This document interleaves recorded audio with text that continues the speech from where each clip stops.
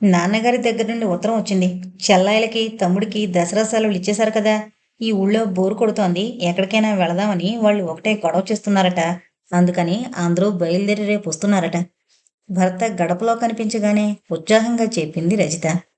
అతను ఉస్సూరని నిట్టూరుస్తూ కుర్చీలో కూలబడి కాసిని మంచినీళ్లు తెచ్చిపెట్టు అన్నాడు. అతని ధోరణి రజితకి చాలా చిరాకనిపించింది. తనంత సరదాగా చెప్తుంటే కనీసం ఊ అనైనా అనకుండా ఏంటి మూడు అనుకుంటూనే లోపలికి వెళ్ళి గ్లాసుతో మంచినీళ్లు తీసుకొచ్చిచ్చింది.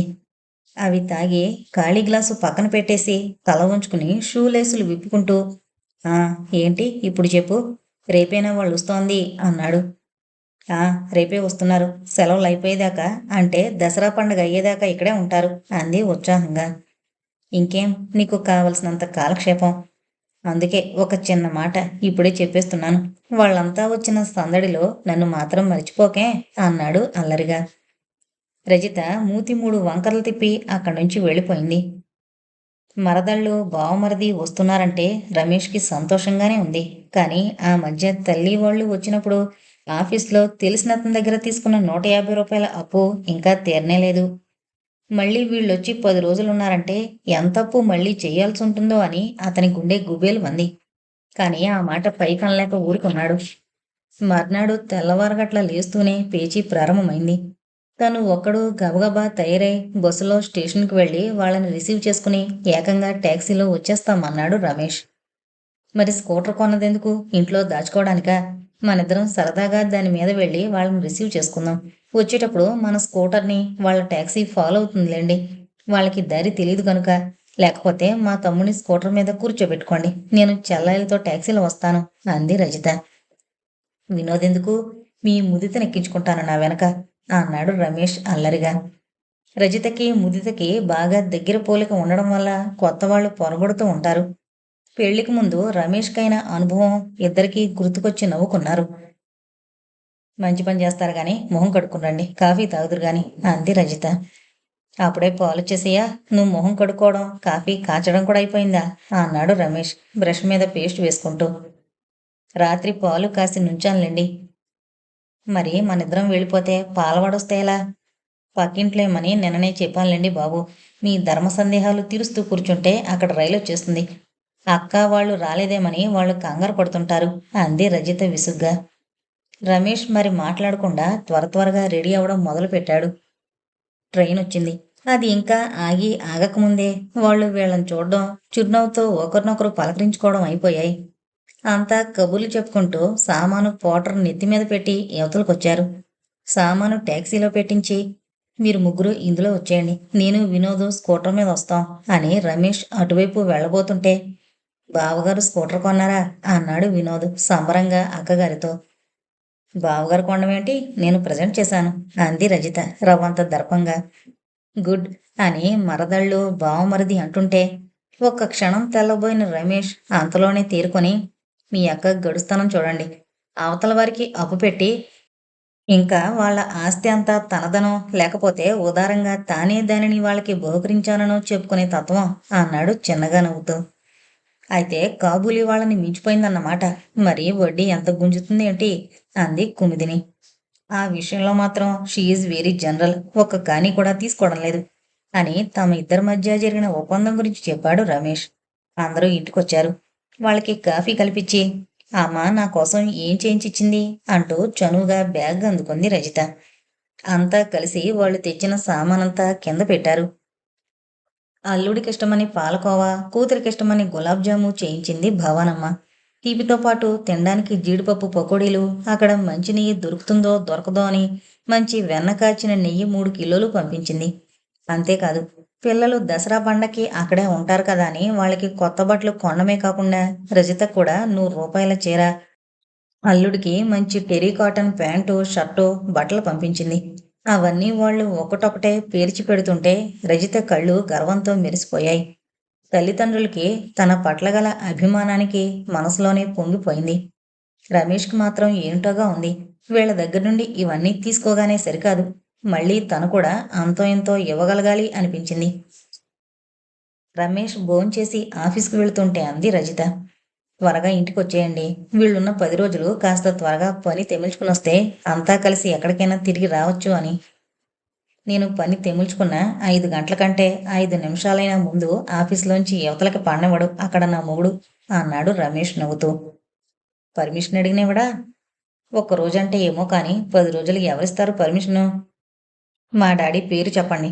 వాడు ఎవడి కోసం చచ్చినట్లు ఇస్తాడు దర్పంగా అంది రజిత.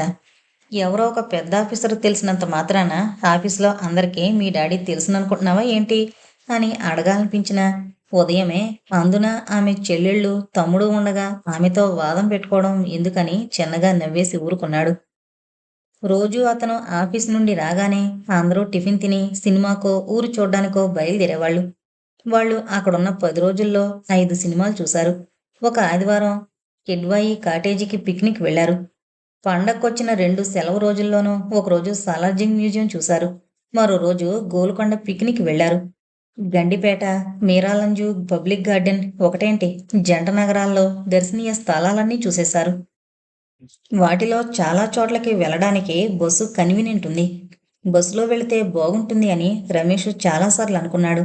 పైకంటే భార్య నొచ్చుకుంటుందేమోనని ఊరుకున్నాడు.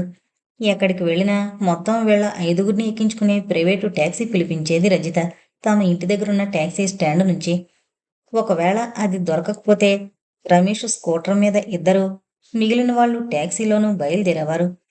ఇంకా 15వ తారీఖు కాలేదు. అప్పుడే వచ్చిన జీతమంతా అయిపోయింది. ఇంటికి నెలకి కొనుక్కున్న సరుకులు అయిపోయుంటాయి అన్న విషయం గుర్తొచ్చినప్పుడు మాత్రం రమేష్ గుండె గుబేలుమంటుండేది. పండగనాడు అందరూ పిండి వంటలతో భోంచేసి కొత్త బట్టలు కట్టుకున్నారు. అవి తీసుకోవాలంటే రమేష్కి మొహమాటం అనిపించి, మీ అక్కకి చీర పంపించారు బాగానే ఉంది, నాక్కూడా ఎందుకు అన్నాడు.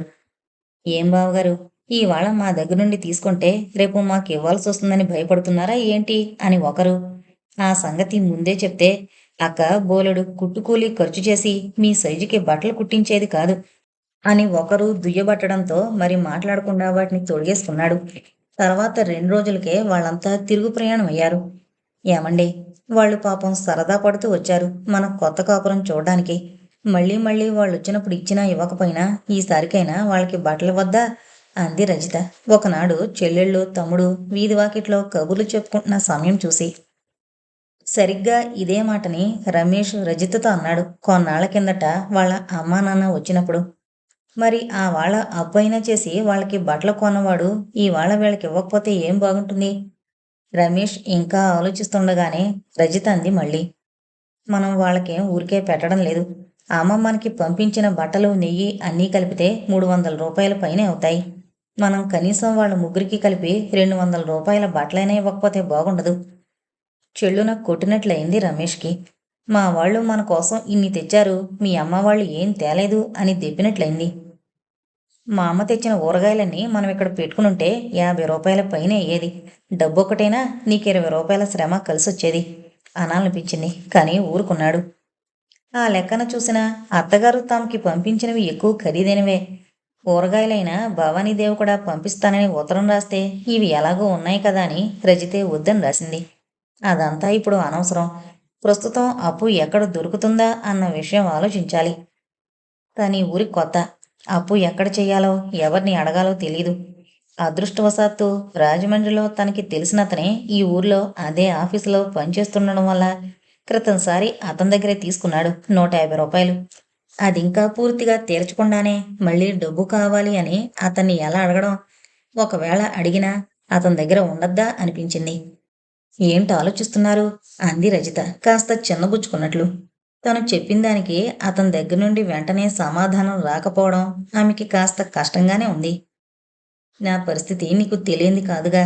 నీ డబ్బులోంచి ఒక్క 300 రూపాయలు అప్పివ్వగలవా అన్నాడు.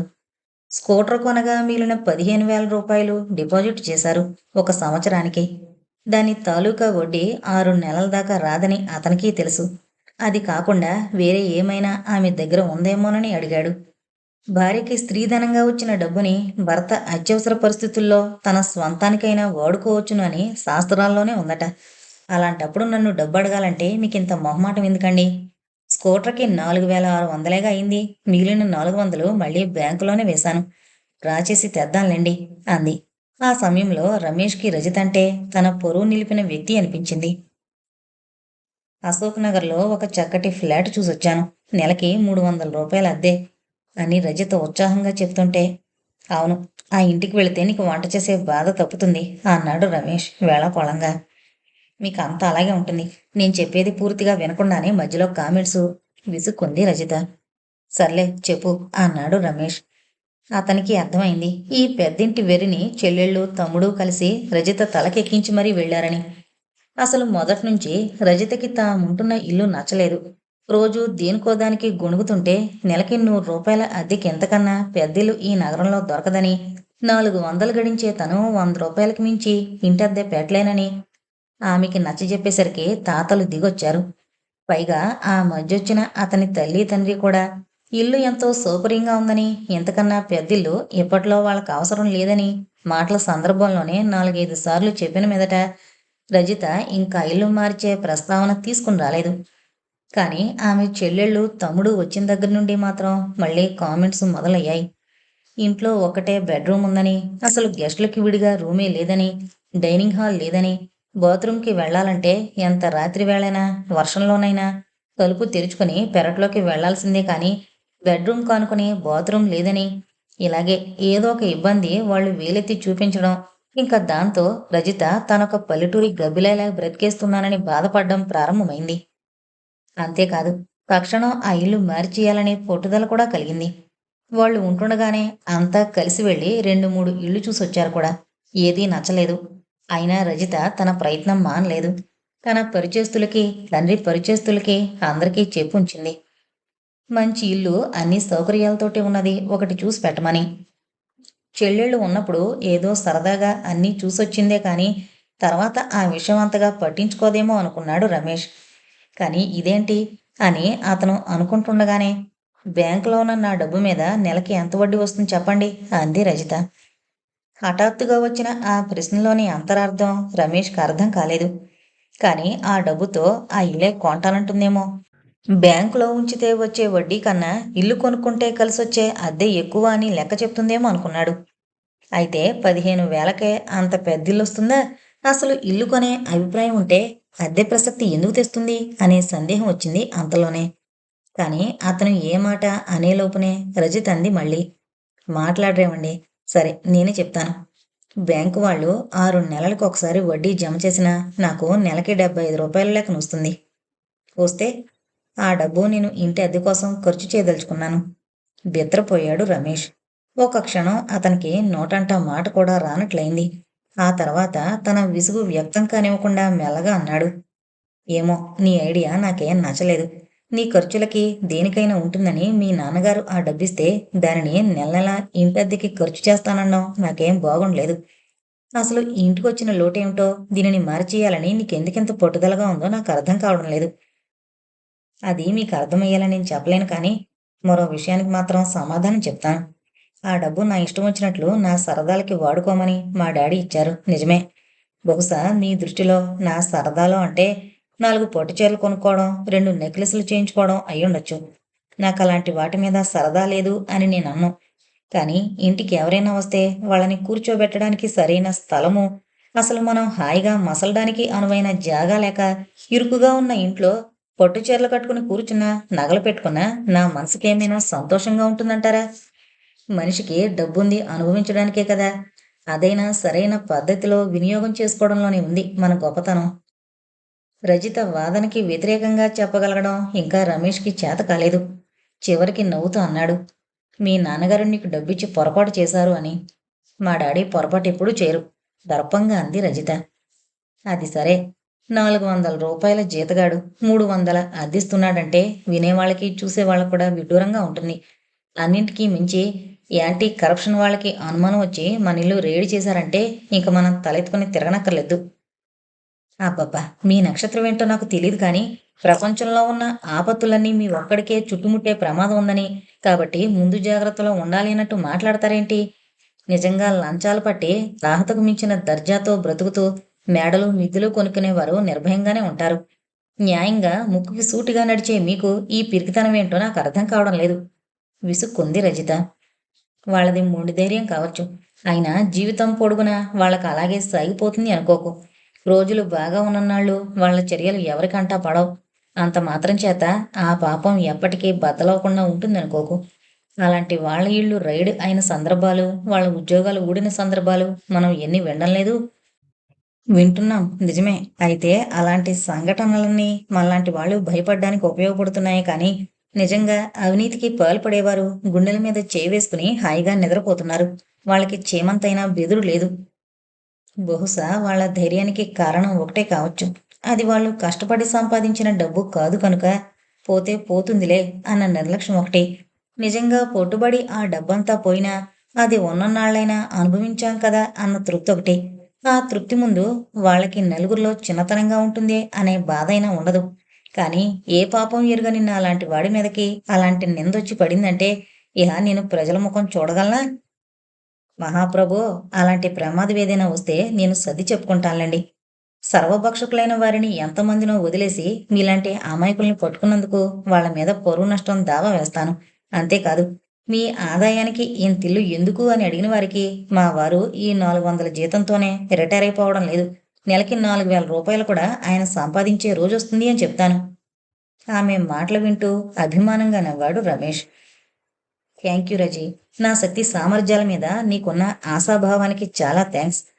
కానీ నువ్వొక రూ. 75 ఇచ్చినా మరి నన్ను చెప్పనివ్వండి పూర్తిగా. విసుక్కుంది రజిత. ఇంకా అవలేదా నువ్వు చెప్పేది? ఏది, మీరు చెప్పనిస్తేగా. మా డాడీ మమ్మీ తరచూ ఇక్కడికి వస్తుంటారు. వాళ్ళొచ్చిన 4 రోజులకి హోటల్ బిల్లు 500-600 అవుతుండేది. నిక్షేపంలాంటి డబ్బు ఆ హోటల్ వారికి ఎవరికో పోసే బదులు మనకే ఉంటే మనింటికే నెలకొక రూ. 100 ఇస్తానని చెప్పారట డాడీ. నిన్ననే మమ్మీ ఉత్తరం రాసింది. రమేష్ మనసు చివుక్కుమంది. ఈ పిల్లలు వెళ్లి హైదరాబాదులో తామక్క ఊపిరైనా సలపని ఇరుకు సొరంగంలో ఉంటున్నట్లు వర్ణించి చెప్పారేమో. అందుకే అత్తగారు అలా రాసిందని బిడియము చిరాకు కూడా కలిగాయి. కొంచెం విసుగ్గానే అన్నాడు. మనం ఈ ఊరొచ్చిన ఈ 4 నెలల్లో వాళ్ళు ఒక్కసారైనా ఇక్కడికి రాలేదు. ఒకవేళ వచ్చినా ఎన్నాళ్ళు మనం లేం కాబట్టి హోటల్లో దిగారు. ఇప్పుడు మనింట్లోనే మనతో బాటే ఉంటారు. అంతేకాని దానికోసం హోటల్ వాళ్ళ బిల్లు చెల్లించినట్టు మనకు కూడా డబ్బులిస్తానడం ఏం బాగుంటుంది? వాళ్ళన్నా మనం ఎలా తీసుకుంటాం? అబ్బా! మీకు కోపం వచ్చేసింది కదూ! రజిత ముఖం చిన్నబోయింది. కోపం కాదు. ఉన్న విషయమే నేను చెప్తున్నాను. మా అమ్మా నాన్న వచ్చి 10 రోజులున్నారు. ఇదిగో ఇన్నాళ్ళకి మా కోసమైన ఖర్చు అంటూ వాళ్ళు 100, 200 ఇస్తానంటే మనకెలా ఉంటుంది? అలాగే మీ అమ్మా నాన్నగారు వచ్చినా హమ్మయ్య! మీ కోపం నాకర్థమైంది. చెప్తాను వినండి. మీ అమ్మ, నాన్నగారు మనల్ని చూడ్డానికి, మన దగ్గర సరదాగా ఉండడానికి వచ్చారు. ఆ లెక్కన మొన్న మా చెల్లెళ్ళు, తమ్ముడు రాలేదా? కానీ మా డాడీ తరచూ వచ్చేది ఆఫీసు పని మీద. అందుకు ఆయనకు ఆఫీసు వాళ్ళు డబ్బు కూడా ఇస్తారు.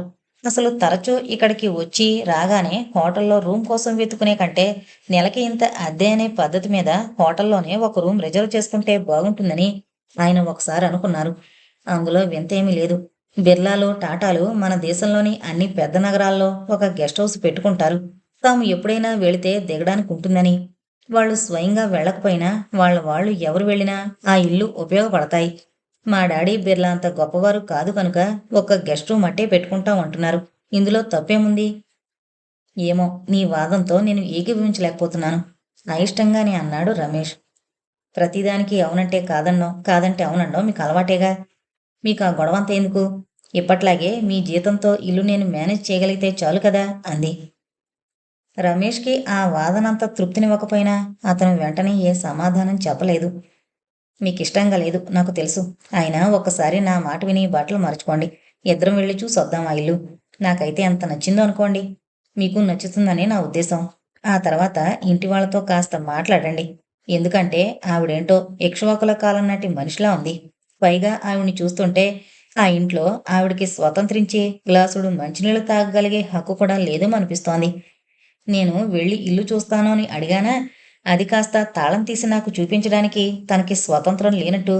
ఇంటి విషయం, అద్దె విషయం అన్నీ ఆయనే చూసుకుంటారండి. మీరొచ్చి ఆయనతోటే మాట్లాడితే బాగుంటుంది అంది. సరే, మాటలన్నీ ఆయనతోటే మాట్లాడతానులేండి. అసలు ముందు ఇల్లు చూసి నచ్చితే అని నేనన్నాను. ఈ పాటికి ఆయన ఇంకెవరికైనా మాటిచ్చేశారేమో.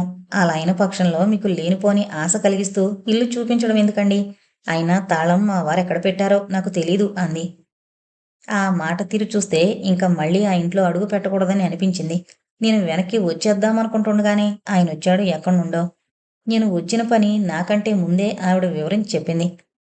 ఇంకాయన మన కుటుంబాన్ని గురించి అడిగిన వివరాలు అన్నీ ఇన్ని కావనుకోండి. చివరికి ఎలాగో ఇల్లు చూపించాడు. ఆ ఇల్లు చూశాక మాత్రం నాకింక వదిలిపెట్టబుద్ధి కాలేదనుకోండి. ఇంటిగల వాళ్ళు చాదస్తంగా 4 ప్రశ్నలు వేసినా మనం కోపం తెచ్చుకోకూడదని, ఎలాగైనా ఆ ఇల్లు తీసుకోవాలని అనిపించింది. అయితే ఆయన అలాంటి ముఖ్యమైన విషయాలన్నీ మగవాళ్ళతో తప్ప ఆడవాళ్ళతో మాట్లాడి డిసైడ్ చేయడట. సరే, ఆయన వెర్రి ఆయనకి ఆనందం అనుకుని, సరేలెండి మా వారిని తీసుకొస్తాను అనొచ్చేశాను అని రజిత చెప్తుంటే, పోనీలెద్దు, మరీ అంత చాదస్తులతో మనం ఎలా వేగగలం, మరో ఇల్లు చూసుకుందాంలే అన్నాడు రమేష్. అప్పటికా ఉపద్రవం నుంచి బయటపడాలని. ఇంకా నయం, వాళ్ళు చాలా మంచివారట. అది వరకు అద్దెకున్న వాళ్ళు వీళ్ళని పెట్టిన బాధలతో హడలిపోయి ఈసారి కాస్త జాగ్రత్తగా ఉందామనుకుంటున్నారట. క్రితంసారి ఉన్నవాళ్ళు వీళ్ళని కాల్చుకు తినడమే కాకుండా ఇల్లంతా ధ్వంసం చేశారట. అది మళ్ళీ బాగు చేయించుకోవాలంటే వీళ్ళకి 400 రూపాయలు అయిందట. అది భయం వీళ్ళకి. అంతకన్నా మరేం లేదు అని ఆ పక్కింటావిడ చెప్పింది. మీ మాట మంచితనం వాళ్ళకి బాగా నచ్చుతాయి. మనకి తప్పకుండా ఇస్తారు అద్దెకి అని రమేష్ని ఒప్పించి తీసుకువెళ్ళింది రజిత. ఇల్లు రమేష్కి కూడా బాగా నచ్చింది. రజిత కోరుకునే అన్ని హంగులు ఉన్నాయి ఆ ఇంటికి. ఇంటికి ఎవరైనా చుట్టాలొచ్చినా, స్నేహితులొచ్చినా దర్జాగా, దర్పంగా వాళ్ళని ఆహ్వానించొచ్చు. ఎటొచ్చి అద్దె విషయం కాస్త కొరుకుడు పడకపోయినా రజిత మళ్ళీ మళ్ళీ ఆ విషయంలో అతను ఇబ్బంది పడాల్సింది ఏమీ ఉండదని, తనే అన్ని విషయాలు చూస్తానని హామీ ఇవ్వడం వల్ల సరే అన్నాడు.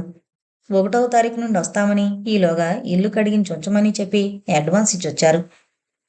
ఇంకా అలాగే కూర్చున్నారేమిటి రెడీ అవ్వకుండా? చక్కగా ముస్తాబైన రజిత ఉప్పెన్లా గదిలోంచి ఇవతలకొస్తూ భర్త మీద విరుచుకుని పడింది. అయితే ఆ పేరంటానికి మగవాళ్ళు కూడా రావచ్చా? తల వంచుకుని పేపరు చదువుతున్నవాడు దానిని ఒత్తిగించి అనురాగంతో భార్య వైపు చూస్తూ అన్నాడు. అబ్బా, ఏ పేరంటమండి? రజితకి అతని తాత్సర్యం చూస్తే విసుగొస్తోంది. అదే, ఉదయం ఎవరో వచ్చి పిలిచారని చెప్పావుగా? ఆ, పిలిచారు. మీరు వచ్చి శనగల వాయినం తీసుకుందరు గాని పేరంటానికి వెళ్తారట పేరంటం. ఇంతకీ నీ కోపం ఎవరి మీద నాకు అర్థం కావడం లేదు. మీ మీదే. నేను చేసిన అపరాధం ఓ చెంప పిక్చర్ టైం అయిపోతున్నా రెడీ కాకుండా పేపర్ పట్టుకుని కూర్చున్నందుకు. నీతో వేగడం మా చెడ్డ కష్టం సుమి. పేరంటం ఉందని ఉదయం చెప్పావు. నువ్వు అక్కడికి వెళతావు కాబోలునని నేను నా మానన పేపర్ చదువుకుంటుంటే పిక్చర్కి రెడీ కాలేదని చివాట్లు వేస్తున్నావు. పిక్చర్కి వెళదామని నిన్ననే అనుకున్నామనుకో. పోనీ ఇవాళ అనుకోకుండా పేరంటం పిలిపొచ్చిందిగా, సినిమాకి రేపు వెళదాం అని రమేష్ తనకి నచ్చజెప్తున్న ధోరణిలో అంటుంటే రజిత విసవిస వచ్చి సోఫాలో అతని పక్కన కూర్చుంటూ, అసలు పేరంటం ఎలా పిలవాలంటారు చెప్పండి అంది. ఎలాగేంటి? కుంకుమబరిన తీసుకునొచ్చి బొట్టు పెట్టి పిలుస్తారు. ఆ, మరిచిపోయాను.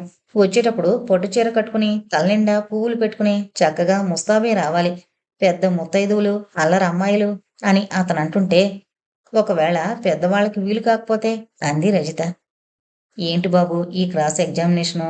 పెద్దవాళ్ళకి వీలు కాకపోతే నీళ్లు నమిలాడు రమేష్. ఫోన్ చెయ్యాలి. పూర్తి చేసింది రజిత. ఇక్కడ మన ఇంట్లో ఫోన్ ఎక్కడుందమ్మడో? నువ్వు కొన్నాళ్ళ పాటు ఫోన్లు కారులు మరిచిపోవాలి. పోనీలేండి, మనకి ఫోన్ లేదని నాకేం బాధలేదు కానీ వాళ్ళకి ఆ మాత్రం తెలియకపోయినందుకే బాధగా ఉంది. అందరిళ్లలోనూ ఫోన్లు ఎలాగో ఉండవు.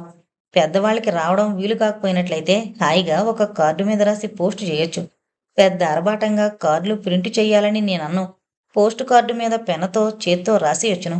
అంతేకాని 3 ఏళ్ల పిల్ల చేతికి కుంకుమరినిచ్చి వెనక వాళ్ళకి సహాయంగా పని మనిషినో పని పిల్లవాడినో ఇచ్చి పంపిస్తే అది యువతల వాళ్ళని అవమానం చేసినట్లవుతుంది గాని పేరంటానికి పిలిచినట్లు కాదు. అయితే ఉదయం వచ్చిన పిల్లకి 3 ఏళ్ళు అంటావా? అబ్బా, 3 కాకపోతే 5 అనుకోండి. ఏదైనా ఇలాంటి పిలుపుకి బయలుదేరే వయసు మాత్రం కాదు. ఆ పిల్ల తల్లికి చేతిలో కుంకుమబరిని పట్టుకుని ఇంటింటికి వెళ్లి పిలవడానికి నామోషీ కాబోలు.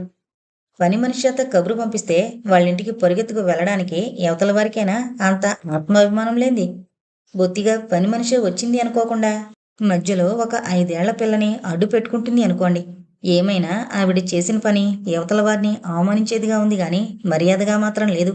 ఆవిడకంత గేరైతే వాళ్ళింటి చుట్టూ తిరగాల్సిన అవసరం నాకు లేదు నిష్కర్షగా చెప్పేసింది రజిత. అలాంటి వాళ్ళకి మనం ఒకటే శాస్తి చెయ్యాలి. మన పని మనిషినో, పని పిల్లవాడినో తోడిచ్చి మన ఇంటి నుండి ఒక చిన్న పాపని పేరంటానికి పంపించాలి. అతను సీరియస్‌గా అంటుంటే, ఆ! వాళ్ళింటికి పంపించడానికి ఇప్పుడు నేను చిన్నపిల్లల్ని ఎక్కడి నుంచి తేగలను? అంది రజిత రుసరుసలాడుతూ. ఇప్పుడు కాదులే, రేపు పుట్టాకనే. రమేష్ అల్లరిగా అంటూ ఆమె బుగ్గ మీద చిటికి వేసేసరికి రజిత చెక్కిళ్లలో ఎర్ర గులాబీలే పూశాయి. తల కొద్దిగా ఉంచుకుని పంటితో పెదవి కొరుక్కుంటూ త్వరగా రెడీ అవ్వండి, మళ్ళీ పిక్చర్ మొదలు పెట్టేస్తారు అంది. రమేష్ 5 నిమిషాల్లో రెడీ అయ్యి స్కూటర్ బయట పెట్టాడు. రజితకి 7వ మాసం వచ్చింది. పెద్ద ఎత్తున సీమంతం చేయాలని భవానీదేవి కోరిక. హైదరాబాదులో కూడా ఆమెకి తెలిసిన వారు చాలామందే ఉన్నారు. అక్కడే ఆ వేడుక చేసి కూతుర్ని తీసుకురావాలి అనుకుంది. అయితే ఆ వాటికి ఆవిడికి కీళ్ల నొప్పులు రావడం వల్ల ఆయన వెళ్ళి ఆ అమ్మాయిని తీసుకొస్తారు, ఇక్కడే మా ఇంట్లోనే ఆ వేడుక చేస్తాను అని చెప్పింది వియ్యపురాలతో. వాళ్ళ ఇబ్బందిని అర్థం చేసుకోలేని మనిషి కాదు శారదాంబ. సాధారణంగా ఎవరైనా చేస్తానన్న పనికి కాదు అని అభ్యంతరం పెట్టడం శారదాంబకి ఎప్పుడూ ఇష్టం ఉండదు. అందున కోడలు కలవారింటి బిడ్డ. పెళ్లి నిశ్చయమైన నాటి నుండి ఈనాటి వరకు అన్ని మాటల్లోనూ చేతల్లోనూ వియ్యపురాల్ది వియ్యంకుడిదే పైచేయిగా ఉంటూ వచ్చింది. తన మాట కాని భర్త మాట గాని నెగ్గిన సందర్భం ఎప్పుడూ రాలేదు. అలా గట్టిగా కావాలి అని అడిగే అలవాటు తామిద్దరికీ ఎప్పుడూ లేదు. కాకపోతే మనసులోనైనా అలాంటి కోరిక ఉండేది కొన్నాళ్ల క్రితం వరకు. కానీ వియ్యాలవారి తత్వం అర్థం చేసుకున్న క్షణంలోనే ఆ కోరిక కూడా చంపేసుకున్నారు. భర్త ఎంత నిర్లిప్తంగా ఉన్నా శారదాంబకు మాత్రం ఒక ఆశ ఉండేది. తన కోడలు చదువుకుంది, ప్రేమించి కావాలని ఈ పెళ్లి చేసుకుంది కనుక తల్లిదండ్రుల భేషజానికి ఆడంబరానికి పోకుండా తమతో కలిసిపోతుందేమో అనుకునేది. కానీ సంవత్సరం పైగా కోడలి ప్రవర్తన చూస్తున్న ఆమెకి ఆ ఆశ కూడా అడుగంటిపోయింది. అసలు వాళ్ళ విషయాల్లో కలగజేసుకోవడమే మానేసింది. వాళ్ళంతట వాళ్ళు ఏదైనా చెప్తే వినడం, లేకపోతే లేదు అన్నట్లుగానే ఒక మంచి రోజున రావు హైదరాబాద్ వెళ్ళి కూతుర్ని తీసుకునొచ్చాడు. సీమంతం చేయడానికి మంచి రోజు చూసి నిర్ణయించి రావుగారు భవానీదేవి వెళ్ళి మూర్తిగారిని కుటుంబాన్ని ఆ వాళ్ళ భోజనానికి ఆహ్వానించారు. మూర్తిగారికి అంతగా ఇష్టం లేకపోయినా వాళ్ళు స్వయంగా వచ్చి పిలిచిన తరువాత వెళ్ళకపోతే బాగుండదని సరే అన్నారు. శారదాంబ కోడలికి వియ్యపురాలకి 25 రూపాయలు పెట్టి 2 చీరలు, రవికల గుడ్డలు తీసుకుని వెళ్ళింది. భవానీదేవి కూతురికి 300 రూపాయలు ఖరీదు చేసే పొట్టుచీర కొంది. వియ్యపురాలకి 30 రూపాయలు పెట్టి చీర కొంది. ఆడపడుచులకి మరేం లేదు. సాయంకాలం పేరంటానికొచ్చిన ముత్తైదులందరికీ మాత్రం తమ తాహతకి తగినట్లుగా పంచదార చిలక, అరటిపళ్ళు, కొబ్బరికాయ, పసుపు, కుంకుమ తాంబూలం ఇచ్చి పంపించింది. వాళ్ళ మర్యాద తమకి కొత్త కాదు కనుక శారదాంబ ఏమీ బాధపడలేదు. కానీ కోడల్ని మళ్ళీ తమింటికి తీసుకొచ్చి పేరంటం గేరంటం అంటూ ఆర్భాటం ఏం చేయనక్కర్లేదు అనుకుంది. రజిత కులాసాగా ఉందనుకుంటాను. మీరు మధ్య మధ్య వెళ్ళి చూస్తున్నారనుకుంటాను అని కొడుకు దగ్గర నుండి ఉత్తరం వచ్చినప్పుడు మాత్రం అతని మనసు చిన్నబుచ్చడం ఎందుకు అన్నట్లు ఒకసారి వెళ్ళి కోడల్ని చూసొచ్చి కులాసాగానే ఉంది అని రాస్తుండేది శారదాంబ.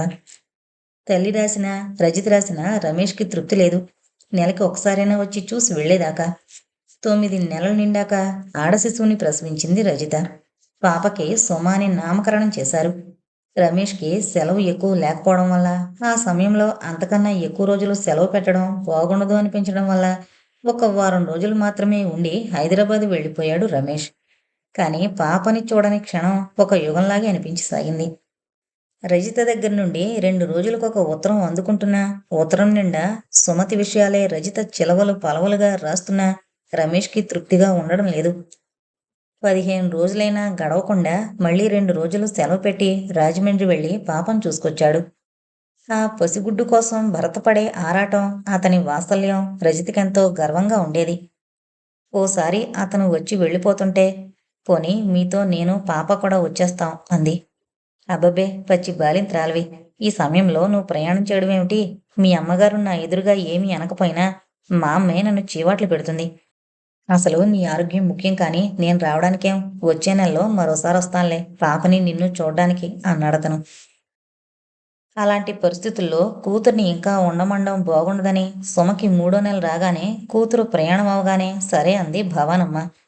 కూతుర్ని మనవరాల్ని దిగబెట్టి అక్కడ ఒక 10 రోజులుండి చంటిపిల్లతో ఇల్లు చక్కదిద్దుకోవడం కూతురికి అలవాటు చేసి రావాలని భవానమ్మ స్వయంగా బయలుదేరింది. అది వైశాఖ మాసం. హైదరాబాదులో ఎండలు మండిపోతున్నాయి. అక్కడ తమింట్లో ఎయిర్ కండిషన్డ్ గదిలో అపురూపంగా పెరిగిన పసిగుడ్డు ఈ వేడి గాల్పుకి మడి మసైపోతుందేమోనని భయం వేసింది ఆవిడికి. రూమ్ ఎయిర్ కండిషన్ చేయించుకోవాలంటే కొంత టైం ఎలాగా పడుతుంది గాని ఇవాళ బజార్కి వెళ్ళి ఒక ఎయిర్ కూలర్ అయినా కొనుక్కోవాలమ్మా, లేకపోతే ఈ పసిపిల్లని పెంచడం కష్టం అని కూతురికి సలహా ఇచ్చింది ఆవిడ వచ్చిన రోజు మధ్యాహ్నమే. ఆ మాట రమేష్ కూడా విన్నాడు. ఆవిడ చెప్పిన మాట అతనికి నిజమేననిపించింది.